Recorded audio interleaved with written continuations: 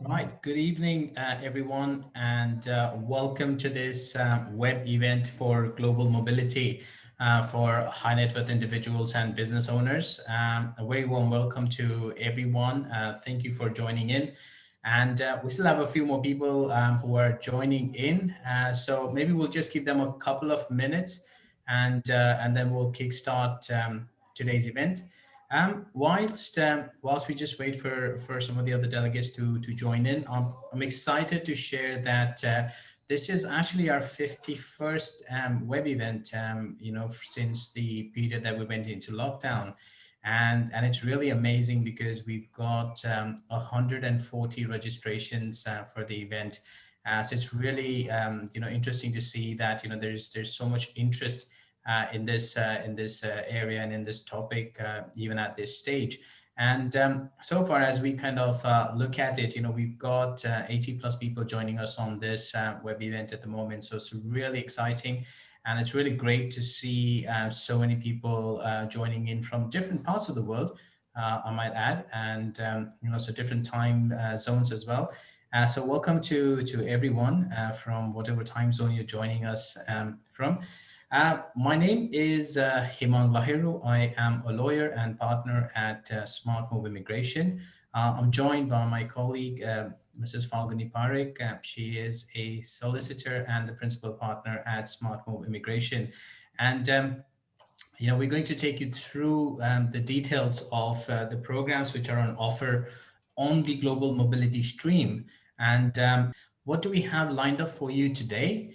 Well, we'll kick off with an introduction about who we are and what are our credentials.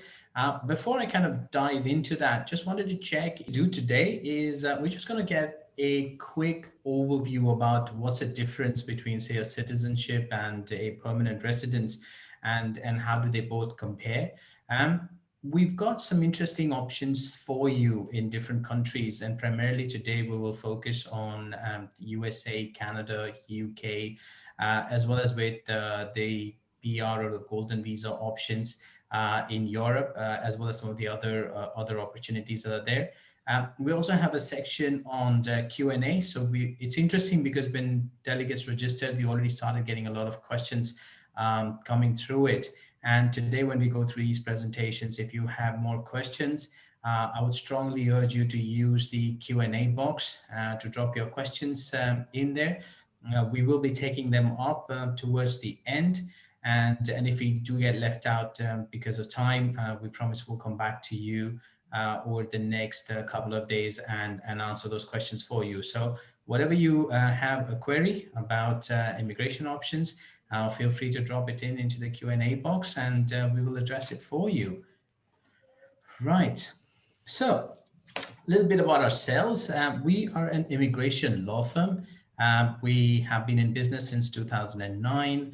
And in our history so far, we've been fortunate. We've managed more than 7,500 odd consultations, and we've had a history of successful applications over this 10-year period.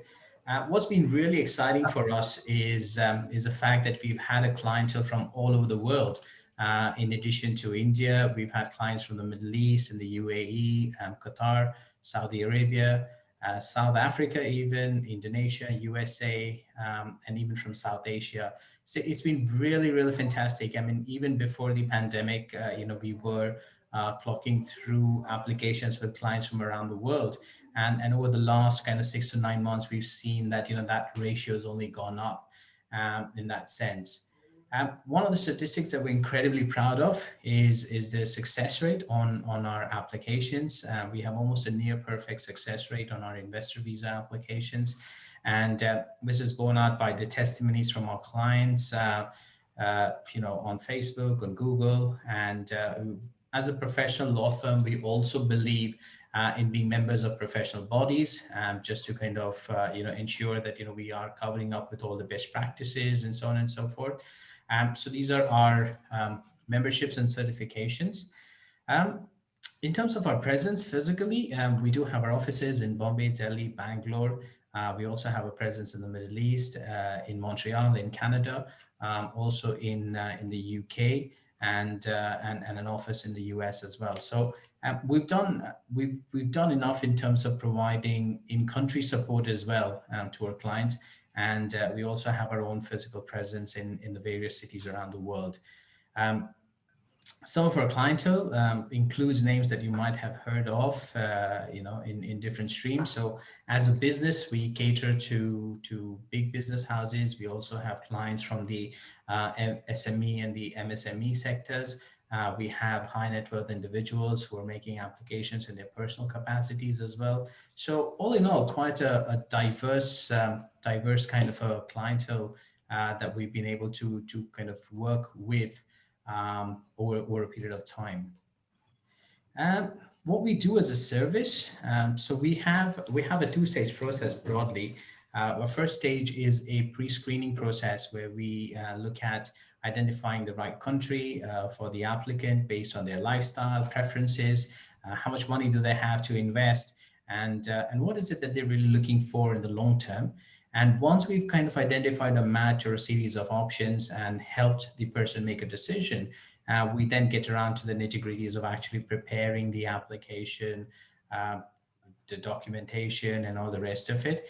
And the point of distinction for us is that we are the representatives on record for all the applications. So it's not that the application goes onward to another service provider or something like that. It is something that goes out from our own desk. And we're fully equipped to represent clients to the various authorities. So looking at the heart of the conversation today, and we're going to get into the migration concept. So broadly speaking, the two concepts of citizenship and permanent residence, and at times, we've seen people use that interchangeably, but it makes a lot of difference in terms of both of these options. When you're a citizen, which means you have a natural right to a particular country, to the rules, its regulations, to access whatever the country has to offer. And certain countries will allow for its citizens to have dual nationalities. India is not one of them. So if you're an Indian citizen, you want to get a citizenship of another country, then you'll end up losing your Indian citizenship. A permanent residence, on the other hand, is kind of a step away from a citizenship.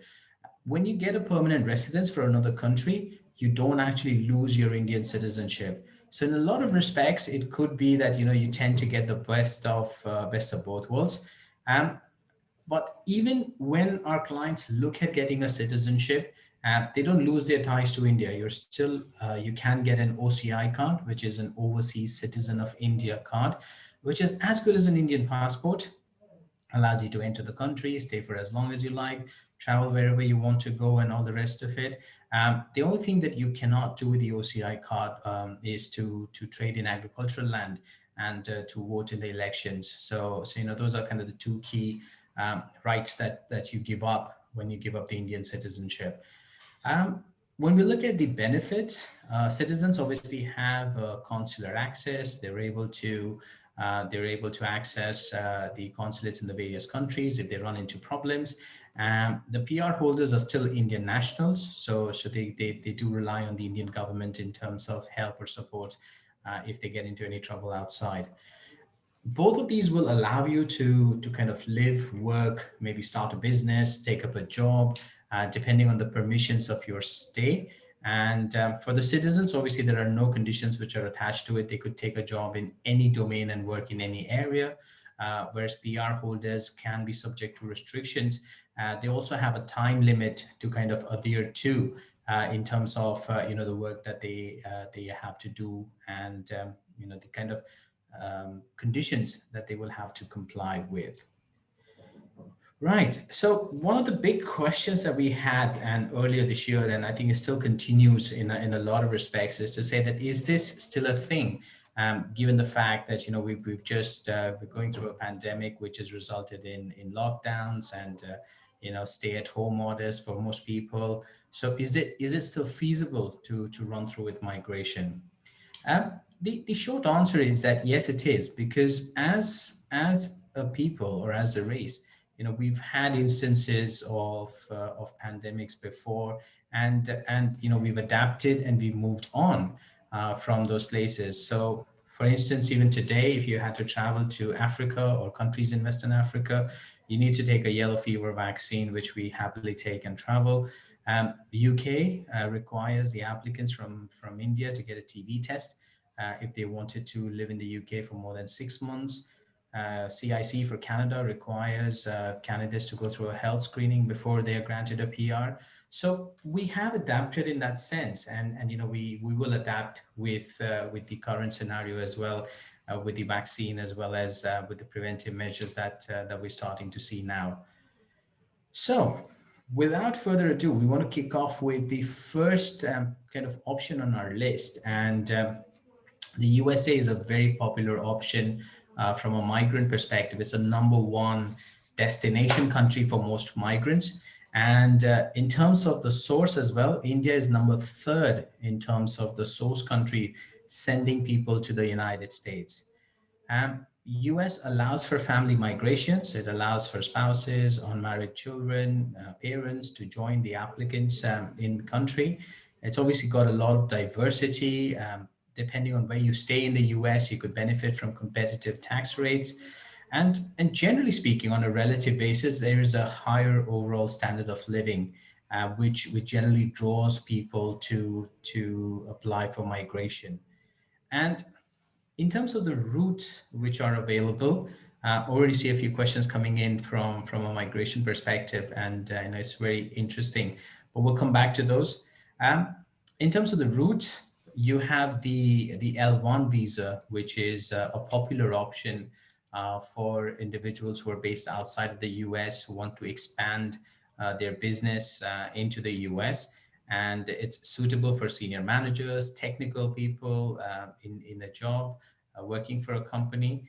And it's generally a preferred route for a lot of small and medium sized businesses from India who want to expand to the US. And generally, the business owner will nominate himself or herself to be an applicant under the L1 route.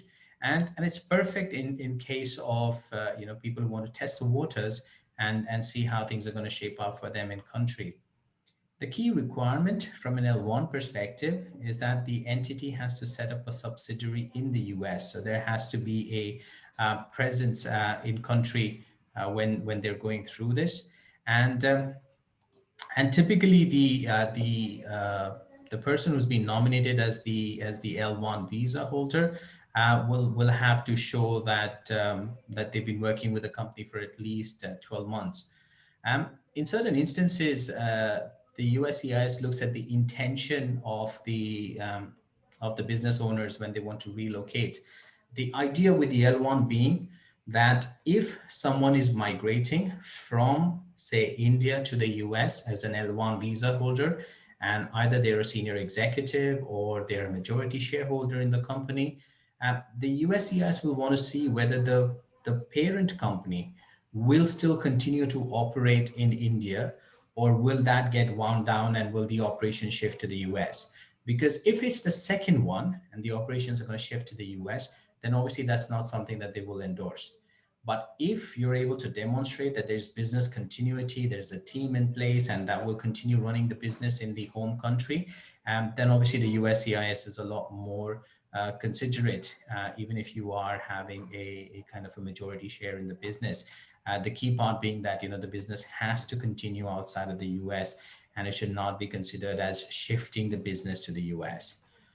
If you wanted to shift a business to the US, then the EB5 is probably a good option. It has an investment threshold of about $900,000 at the minimum, or 1.8 million if the investment is not in a targeted economic area. Now, the EB5s are really good because they are a passive investment option. So if someone's got a little bit of money and they want to kind of say, look, I want to go to the US, but maybe invest in something else, but not be involved in running a business or doing anything on a day-to-day basis, then this is probably a better route from an investment perspective. And obviously there are conditions that go with it in terms of getting a conditional green card, having those conditions met for a couple of years or within a couple of years, and then having those conditions removed. We can go into detail if that's an area of interest, on an individual basis. So we could pick that up offline and have a discussion with you on that. There are also a lot of investment opportunities in the US. So interestingly, a chunk of our clientele is not looking at moving to a particular country, but what they want to do is they want to leverage the investment opportunities, whether it is investment in real estate, whether it's investment on the businesses, whether it is investment in any other opportunities that might be arising.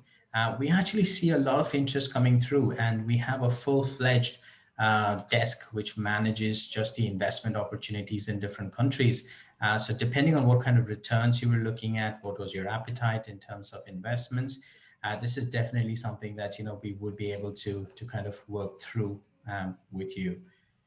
The US also has another option, which is an E2 treaty route. Now, this, in a lot of respects, it's a workaround. So it's not really something which is, which is a straightforward thing. The E2 treaty route is a two-stage process. Um, the US traditionally has had business-related commercial treaties with a bunch of countries, and these include countries like the UK, and a lot of European countries, as well as a few South American ones. And there are a fair number of Caribbean countries. Even countries like Bangladesh are on that list, where they have a treaty with the US.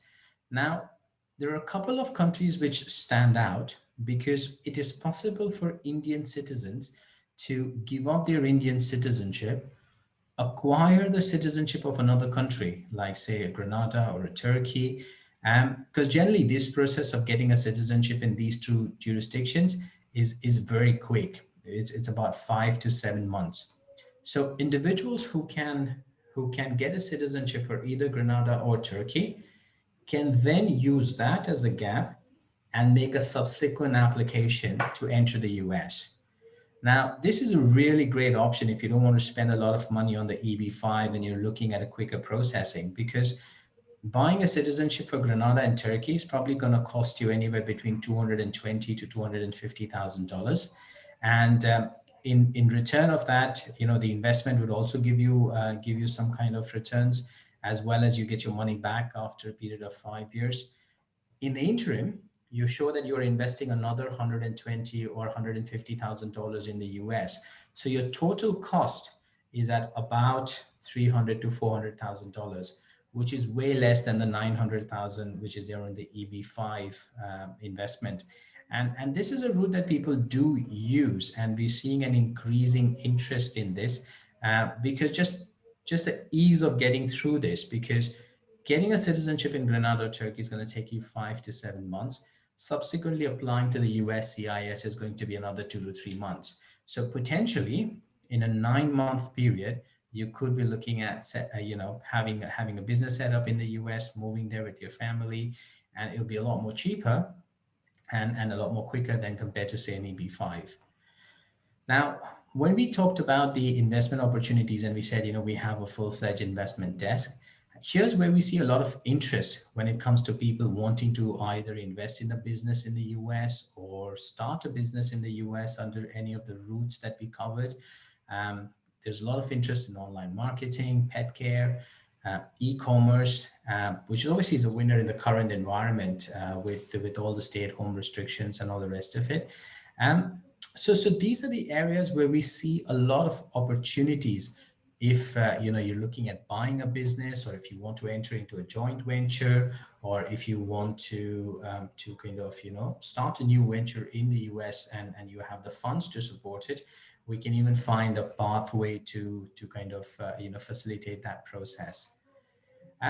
Moving on to its neighbor, Canada. So here's an interesting fact. For Canada, again, India is the third largest source country, sending more migrants. And this number is going up exponentially over the years. And there's no surprise, because Canada, unlike the US, has very positive immigration policies.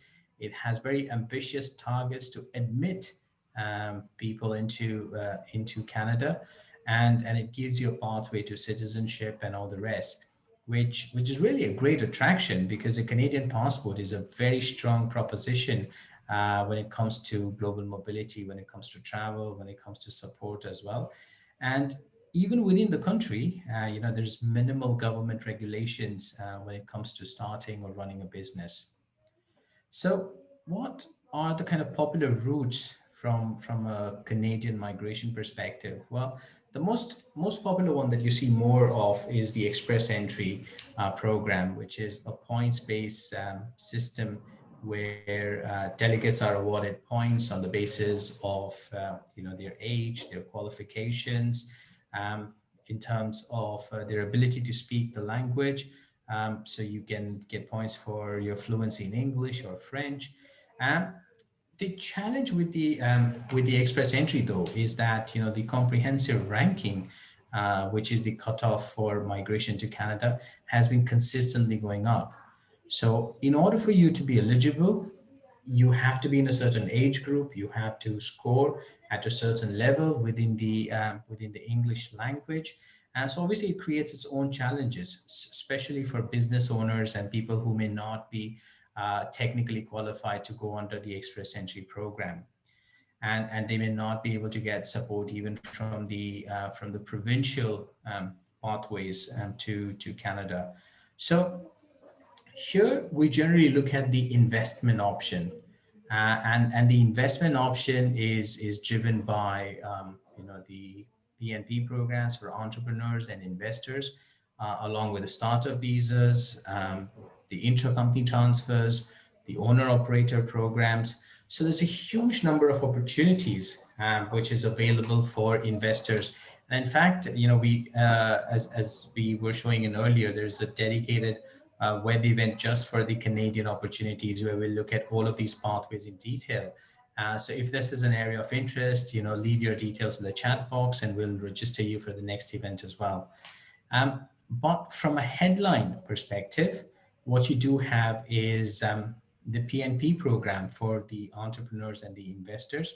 Um, Broadly, you could look at it from a three-tier perspective, where you could look at either setting up an investment in Toronto, in which case typical investment ticket size is in the region of 6 to 8 crores in Indian rupee terms, and applicants are required to show a net worth of about 10 to 10 to 12 crores in terms of the net worth. The second tier, you would have places like British Columbia or Vancouver, where the investment ticket size will be between 3 to 5 crores and a net worth will be between 4 to 6 crores. And at the third tier, you have provinces like Yukon, Manitoba, where you could make an investment of as little as 1 to 2 crores, and you could show a net worth of 3 to 4 crores. Now, surprisingly, the Yukon, Manitoba provincial entrepreneur programs is a big hit for CEOs, retired directors, and people who've been in senior positions in multinationals. They haven't had a lot of income in terms of monies and all the rest of it, but they can put aside an investment of about 1 to 2 crores, and they easily have a net worth of 3 to 4 crores. And they find that this is a good way for them to enter into Canada, to find a foothold and build on the whole presence from a Canadian citizenship perspective. So it's really actually smart that if you have limited funds and you still wanted to make the transition, then there is an option that you could go with, and within a couple of years, you could get your pathway to settlement cleared from a Canadian perspective. So so those are kind of the individual pathways that kind of come through. What I'm going to do is hand you over to my colleague Falguni, and she's going to talk you through the options for the golden visas, and also from UK's perspective as to why or what are the different pathways that one could consider to enter into UK. So Falguni. Hello, very good evening, one and all, and I hope you are having a very informative session so far, and you have been.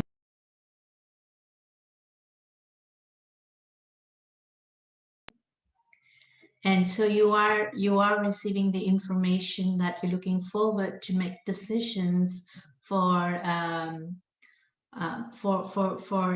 for entering any of these countries as a investor or for citizenship. Well, with that excitement, we now move on to United Kingdom, a very, very popular destination. And it's very rightly been popular because of its strong and stable economy.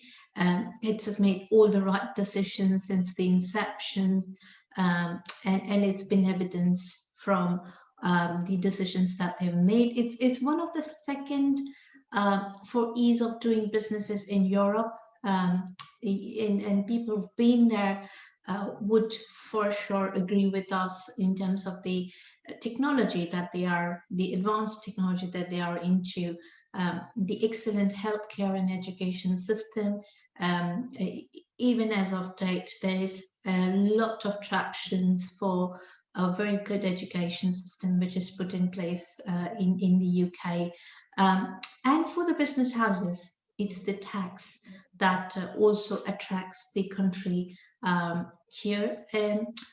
A very interesting fact that we would want to share, since being this topic, is during the coronavirus pandemic, the government went ahead and had announced about £330 billion for corona packages, including business rates, holidays, cash grants, support loans.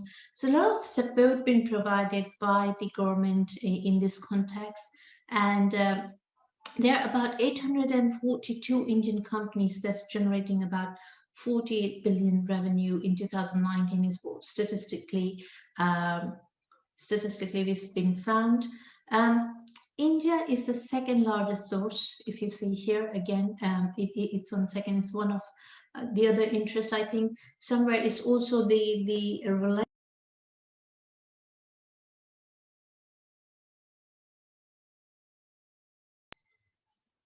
relationship which has been in existence between these two countries is perhaps one of the reasons why it's the preferred choice of country.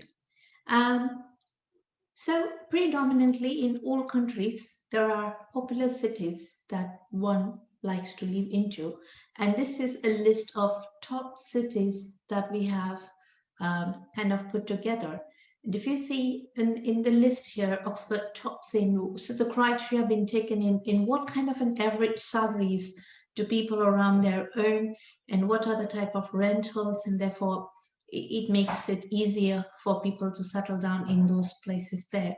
So this is Oxford, Reading, Southampton, Bristol, Milton Keynes are the top cities that people prefer to live in. And as we've seen, it's very, very easy to set up a company in the UK. It's also very, very attractive destinations for companies which are in ITs, which are into innovations, which are into fintech. Online food ordering and hospitality is one of the few top investment opportunities which are available in the UK. And as a company, as a SmartMove Immigration, we have assisted to all these diverse companies, to all these diverse industries, and help them to move to the UK in our experience of being in this field for so long. So business migration options, let's run into the opportunities which are available for business migrations. There are various visa categories that allows one to enter, live and remain. The first one amongst that is the Tier 1 investor visas. It requires an investment about £2 million. You can invest it in your own company, and it does not require any kind of an English language requirement. So you're exempted if you're applying under this category. This is a settlement category. It allows you an indefinite leave to remain in UK and eventually a British passport to remain there. You can be accompanied by your family, which is your spouse and your dependent children. The other category that we have in here is a Tier 2 work permit category. Sorry, can I get my, just back me a moment. So the next category is the Tier 2 sponsorship license. in here, the company any company that is in existence outside UK can apply for a sponsorship license with the Home Office, and they can then interim transfer their existing employees, or they can also source fresh talents across the globe to in their process when they're setting up in under this category. So if you're a company which is based in outside India, outside UK, and you wish to enter the UK, and you also have plans to move your existing employee resources to the UK, then this is the right category to make an application. In here, you can set up a company in the UK. You can also transfer senior managements, like your directors, etc., to the UK. And all of this has a salary requirement. There is a prerequisite of what kind of a salary should you be providing to your employees if you desire to move or do an intra-company kind of a transfer under this category.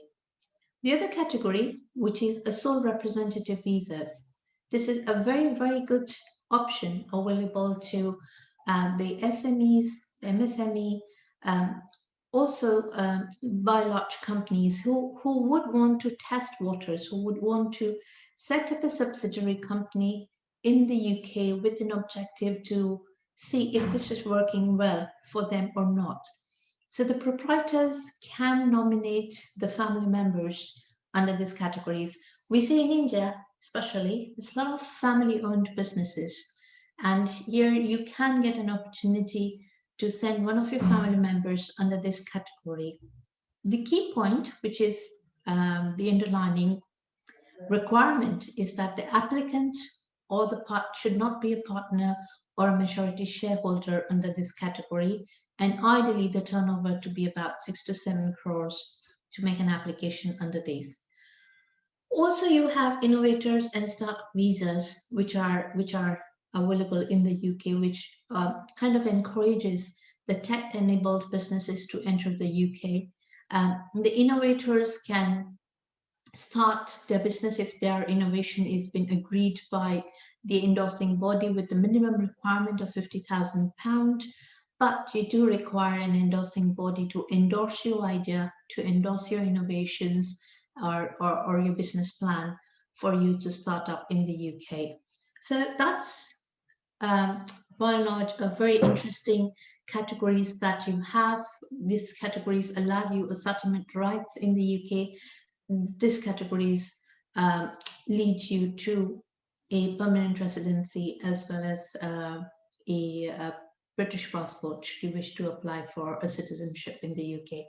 With this, we move on to Golden Visa, the PR in Europe. Again, something of an interest to a lot of investors to invest in different Golden Visa programs. This Golden Visa program has been running for very long in a lot of European countries, and some of them have been very, very successful, and some of them have kept changing to keep in track with the ever-changing requirement of the HNI clients and to attract them to enter the country. My first and the most preferred country is Portugal, and this country has been running a Golden Visa program since the inception. It's been very, very successful. It has a lot of government support when you desire to invest in Portugal. The minimum requirement is about 350,000 euros. You also have options to invest in low density areas with as less as 280,000 euros. And it allows you to work, do businesses or study in Portugal. It opens up your pathway to a lot of Schengen countries. You just have to start your car and you can drive all over to any of the Schengen countries. There's about 8 routes to enter Portugal. One is, of course, the investment. The other one that is coming up is by through bonds. You can also buy bonds and you can enter in, which is now getting very, very popular. And we have dedicated events happening for people who are interested to invest in Portugal. You can join us on one of, or you could leave in chat your interest to get the next heads up, where we will be in the entire webinar. We'll be discussing about the various options available within Portugal, and the possibilities to migrate to Portugal or apply for the PR in Europe. One of the key attractions why Portugal has been so popular is the minimum requirement in terms of the stay in the country, which is only about 7 days in the first year and 14 days in the consecutive years. And that allows you to get the nationality, which is one of the reasons why it's gained a lot of popularity amongst the investors to enter into. Another country is Malta. Again, the residence permit is for the family for as less as 250,000 euros. It gives you the same rights to work, to do business and study. Also opens up the travel in different Schengen countries, and eventually leads you to citizenship for Malta down the line. Tourism, fintech services, finance services, ITR are some of the popular businesses within Malta. The next country you have is Greece. You have a permanent residencies permit for the family in Greece as well, which allows people to enter. You can carry out businesses in Greece. Tourism, shipping, food and tobacco are some of the most preferred businesses in that country. The other country in European Union, of course, there are lots of countries which are offering citizenship, but one has to be mindful of reading the fine prints before one signs in. But Spain is again offering a residence permit for the family for the price of 500,000 euros, and so is Cyprus. One can also get a permanent residency in Republic of Ireland for an investment of about 1 million euros.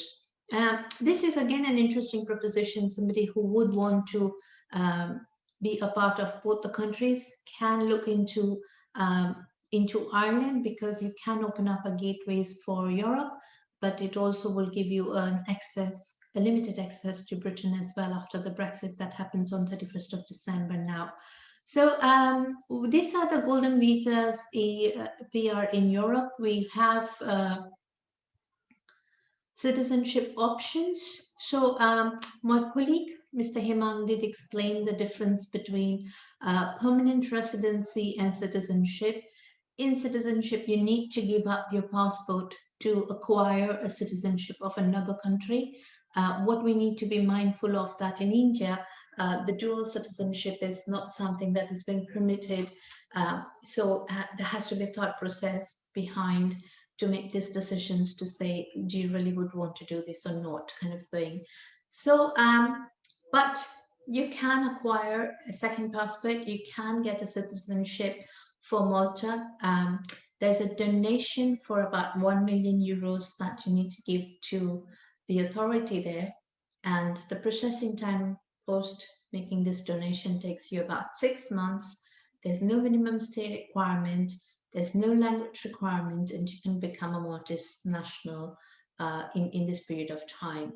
Cyprus, so here the interesting bit is, which you need to look into, is this an investment, or is this a cost, or is this a donation? If it's a donation, you don't get any kind of a refund back. You know, you really actually are donating, which is dictionary meaning of the letter here. Whereas in investments, you can hope to receive some kind of a yield. You can hope to receive some kind of a money back, or that kind of an arrangement could be looked into when it is when the countries are offering citizenship by investments. So we have Cyprus, which offers you citizenship for investment. What now differs is the investment amounts. So if you see Cyprus, about at 2 million euros and Bulgaria about 1.24 million. Then we have countries like Dominica, St. Kitts, Grenada, Turkey, where the amounts are a little bit on a lesser side to kind of pick and choose the countries which will allow you citizenship options there. We will be very happy to kind of assist you, walk you through. If you have any particular interest in any one particular European Union country to make your decision, we have a lot of experience, a practical practice experience which can help you to make a decision in the options that you wish to pick up. Why should you be selecting SmartMove Immigrations? The advantages of taking assistance from our firm is, of course, we have industry specializations. We have all the desired levels of expertise, including unparalleled industry knowledge combined with depth of technical and professional skills. We've got about an experience of about 15 years advising clients on these categories of applications. Quite well versed, therefore, on even the practice procedures. Things that have been published and not been published can be something that can give you an insight into a lot of fine prints. What is actually happening in practice procedures is something that we will be very confidently able to discuss with you once you instruct in terms of representing. We have a very objective approach. We kind of analyze your end objectives and identify opportunities for each applications and try to resolve if there are any concern areas or any kind of difficult issues around it. We facilitations of skills. We have our consultants which have top-notch facilitation skills, and these are very critical when you have something that's very, very time consuming. It's not something that's going to happen overnight. It's going to take you 6 months, 8 months to get an outcome.